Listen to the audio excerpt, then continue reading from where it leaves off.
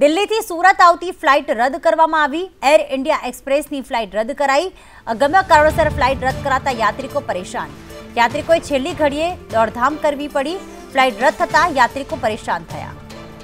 આઝમ અમારી સાથે જોડાઈ ગયા છે। આઝમ, કેટલા યાત્રિકોએ ટિકિટ બુક કરાવી હતી અને જ્યારે ફ્લાઇટ રદ થઈ ત્યારે તેમને શું કારણ બતાવવામાં આવ્યું? એર ઇન્ડિયા એક્સપ્રેસની દિલ્હી સુરત દિલ્હી ફ્લાઇટ 15 મે પછી છેલ્લા 2 દિવસથી એટલે કે 21 અને 22મી મેના રોજ પણ રદ કરી દેવામાં આવતા પેસેન્જરો હોબાળો મચાવ્યો હતો। એર ઇન્ડિયા એક્સપ્રેસની દિલ્હી સુરત ફ્લાઇટ 8 દિવસમાં 3 વાર કેન્સલ થઈ છે।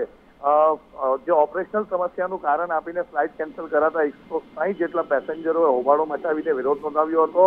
કારણ કે જેમની પણ કનેક્ટિંગ ફ્લાઇટ હોય છે સુરતથી દિલ્હી ગયા બાદ તે તમામ તે પોતાની ફ્લાઇટ પણ ચૂકી ગયા છે। આભાર આઝમ તમામ વિગતો માટે।